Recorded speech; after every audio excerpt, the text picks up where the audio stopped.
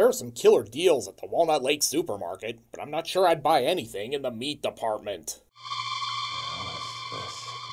Welcome to Sick Flicks, where I take a deep dive into the cinematic sewer to help you embrace your inner gore geek. I'm Mike Bracken, aka the Horror Geek, and today we're taking a look at Scott Spiegel's bloody and entertaining slasher film, Intruder.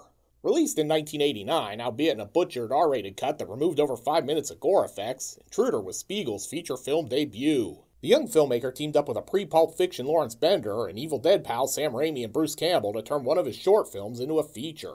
The results are quite entertaining, and in the fully restored and unrated director's cut, quite bloody too. Where does Intruder stack up against the greatest gross-out films of all time? Let's get to the gore and find out. The film opens with a full moon and some credits. Uh-oh, RENEE ESTEVEZ. Oh shit, don't look now, but we've got an ESTEVEZ sighting. This could be a rough ride. And David Byrnes. Man, I love the talking heads. Oh wait, that's David Byrne. My bad. Sam and Ted Raimi. It's like there's a buy one get one on Raimis in this movie. And Bruce Campbell. Man, even the credits in this movie are exciting. Before you get too worked up, this is a classic case of cinematic bait and switch. Paramount really played up Campbell and Sam Raimi's involvement in the film. Unfortunately, Raimi is just a supporting character and Campbell has a tiny cameo at the end of Intruder. Very classy, Paramount. And an early effort from KNBFX. The level of talent involved with this film is nothing short of impressive. There's a reason Intruder has earned its cult reputation. With the credits over, we get the first of many Scott Spiegel weird perspective shots. This one is coming from inside the shopping cart. Good evening, Walnut Lake shoppers. Jennifer and Linda here are busy talking about hot dates. Steve asked you out yet? No, he's still seeing Carrie. Which annoys this old guy in the checkout line.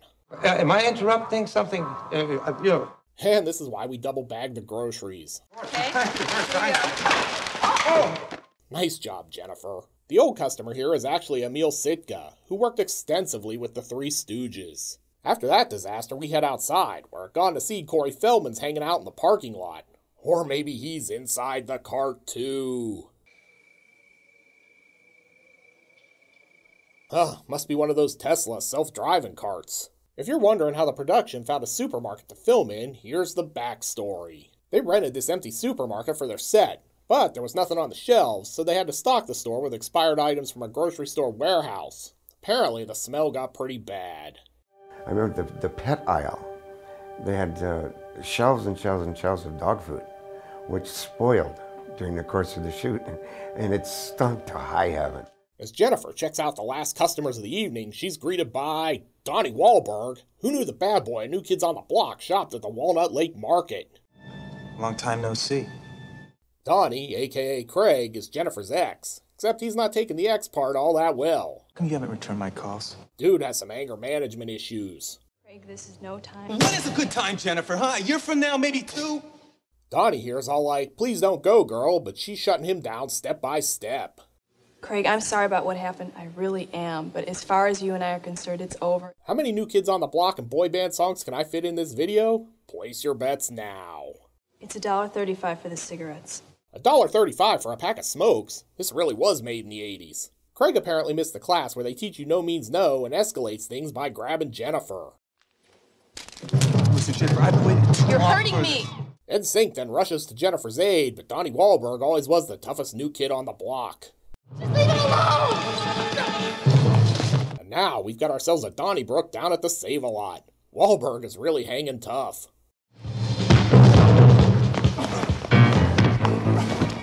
Then he attacks Sam Raimi and performs a cover of Bye Bye Bye before disappearing into the store. So long, suckers. Everyone then sets off to find the intruder. See? That's where the title comes from. All right, let's go. Sam Raimi starts in the butcher's room. I'm guessing this place wouldn't pass a USDA inspection. This is some good foreshadowing though, because you know someone's gonna wind up on one of those hooks before this is all over. There's a lot of creeping around going on here, and you know what that means. It's time for a jump scare. Oh look, it's Ted Raimi. Craig Peterson? Hey, I remember him. One time I got into this fight and I kicked his ass. After some more jibber jabber, it's time for another jump scare. They're on special this week. I think I know where Craig might be hiding. Where? The attic. Wait, this grocery store has an attic? I can't see nothing up here but a whole bunch of darkness. Can you actually see darkness? This movie really got philosophical fast. Jennifer finally gets through to the cops, but Donnie Wahlberg is right behind her. Not only is he the bad boy in New Kids on the Block, but he's a ninja too, apparently. He confronts Jennifer and is all like, let's try it again, but she's not having it. Then One Direction shows up to perform Drag Me Down as they kick him out and lock the door.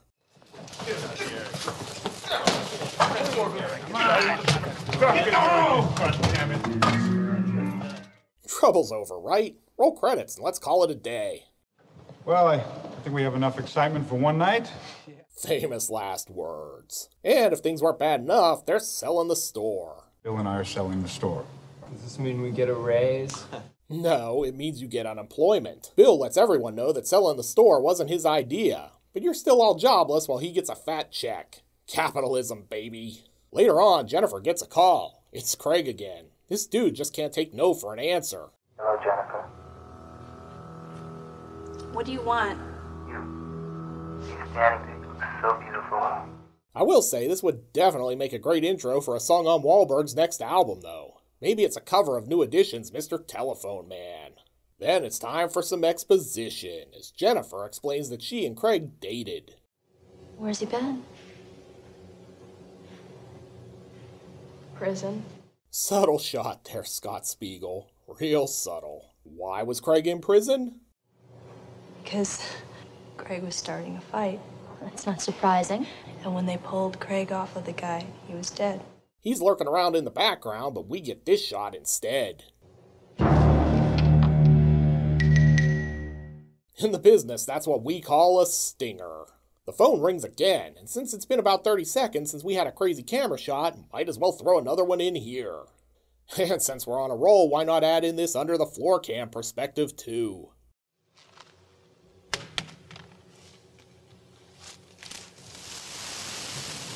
It is sort of crazy that we're nearly 30 minutes into this movie and no one is dead yet.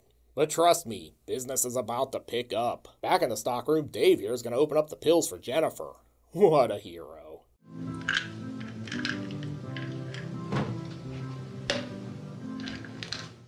And he uses this feat of raw strength to ask her out on a date.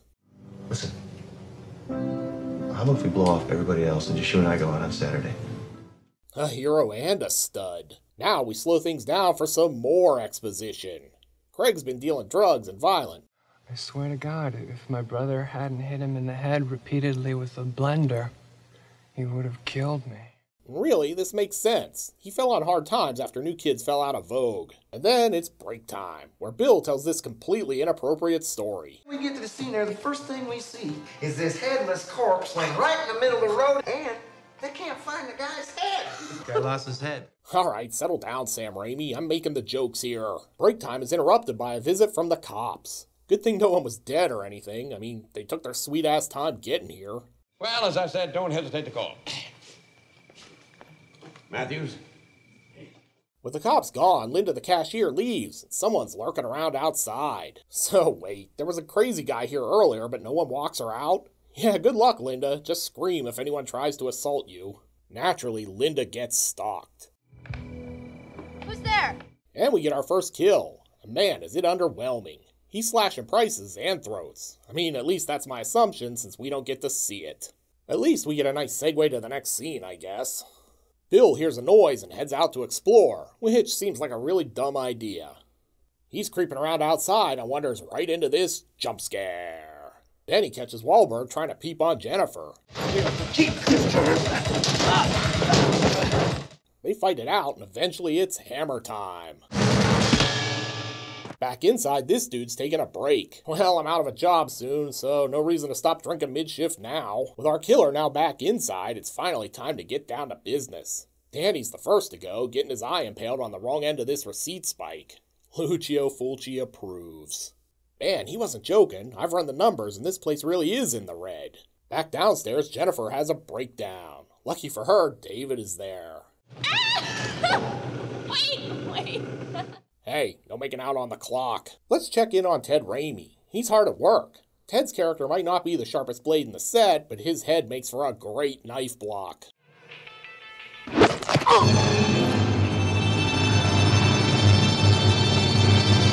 After the deed is done, the killer moves Ted's body, and man, it's a real drag. Sam Raimi then wanders off to find the bosses, which means it's time for a jump scare. We head back to the beer cooler where the killer tells Tim to clock out. Forever.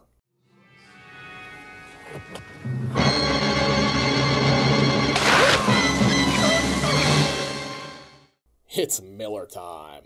Things are really picking up after that slow start. Don't believe me? It's time for another kill. Crush Limbaugh here gets tossed into the baler head first.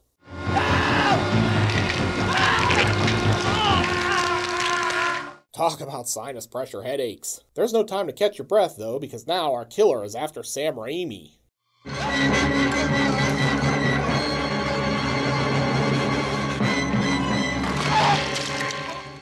Hey, Sam, I'm gonna need you to hang around while I finish killing everyone else. Told you those meat hooks were foreshadowing. With the body count rising at an alarming rate, we head back to check in on Dave. He catches the business end of his box cutter. Hey, asshole! Why don't you close the cover before you threw it over? This killer is really cutting costs. He heads off for first aid, then finds some severed feet in the toilet stall, but just assumes they're a prank. Very funny guys with the pig's feet. Because, you know, everyone leaves severed feet in a toilet stall. What a bunch of kidders. Meanwhile, Dave heads to the attic, where they're storing all the jump scares, and then finds Danny, who's somehow still alive.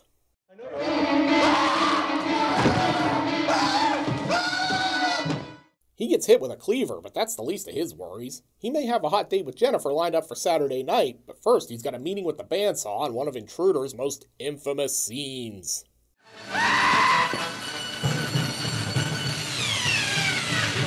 I'm no butcher. What would you call this? A teeth-bone steak? I'm guessing the USDA isn't going to approve. Somewhere, though, Luigi Montefiore is smiling. I'm starting to think maybe Donnie Wahlberg isn't actually the killer. He couldn't be back there killing Dave and in the front of the store too, right? Anyway, by this point, pretty much everyone's dead except final girl Jennifer and crazy ex Craig. Jennifer heads off to look for everyone, which means she's officially on the slasher film scavenger hunt, where she will have to find all the corpses of her dead friends before the final showdown. First up, she finds Sam Raimi, who's putting the gross in grocery store.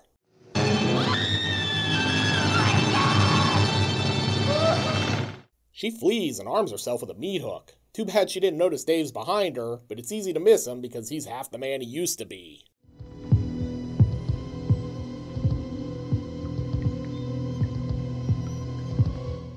Next, she heads to the manager's office, then finds more bodies. Half off. That's pretty good, but I already told you guys I'll make all the dad jokes here. She then tries to escape the building, but is trapped inside and flees to the cooler.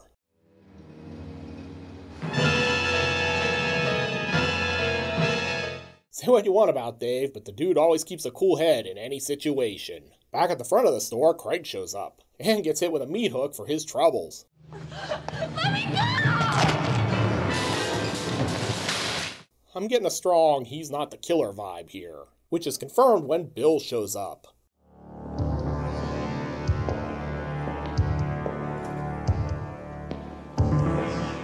Fun fact, the VHS release of the movie actually spoiled the reveal in a photo on the back cover. Jennifer hasn't figured it out yet though, not until she notices all the blood on her hands like she's Lady Macbeth.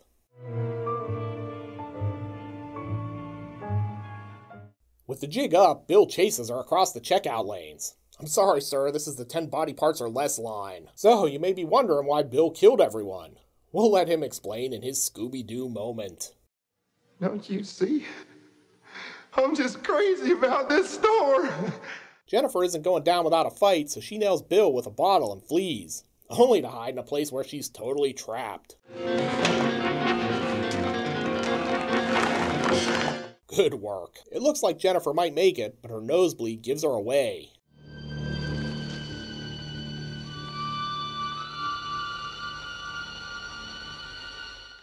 She somehow escapes and manages to grab some knives. At least the odds are a little more even now. Bill gives chase because he's got a killer after all, but first there's a cleanup on aisle 9 that needs his attention.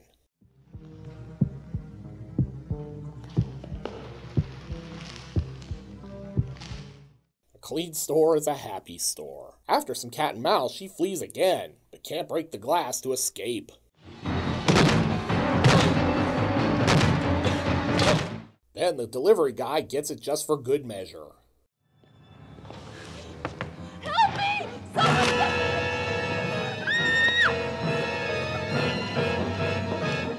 Turns out Jennifer might not be the last survivor after all. It looks like Danny's still alive. Danny?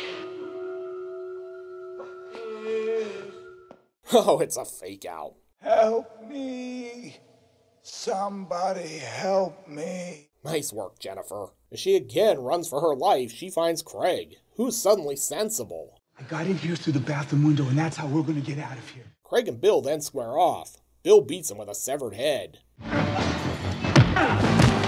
I guess that counts as a headbutt. While that's going on, Jennifer makes it out the window, but finds her dead friend in the Jeep. Bill grabs her and drags her back, but she stabs him with the knife. Is Bill's reign of terror finally over? Have you ever seen a slasher movie before? Of course it's not. With Jennifer in danger, Craig shows up and gets to work with the cleaver.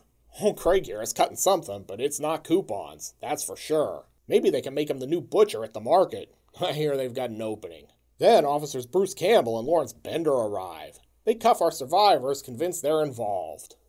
It's my box cutter! Shut up! What are you doing? Oh! Bill then confirms the cops' suspicions. They did it. They killed everybody.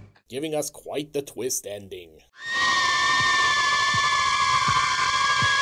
So, how does Intruder measure up in the annals of splatter cinema history? Let's go to the gore card and find out. Intruder may take some time to get going, but once it finally gets up to speed, it definitely delivers plenty of gross anatomy. We've got an eye impalement, the meat hook suspension, a head crushed in a box baler, multiple stabbings, and the infamous head meets bandsaw scene. The guys at K&B really outdid themselves here early in their career, which makes it even sadder that the original version of the film was cut more brutally than the victims in the movie. The good news is, thanks to Synapse Films' director's cut, you can see the gore as intended, and in high def. And that's why I'm giving Intruder 3 barf bags out of 5. This may not be the sickest flick you'll ever see, but the gore is good. Looking for another slasher movie where someone meets the wrong end of a bandsaw? Then be sure to check out my review of Absurd. You'll find a link here on the screen. I'll meet you over there. Until next time, I'm Mike Bracken, aka The Horror Geek, bringing you all the splatter that matters.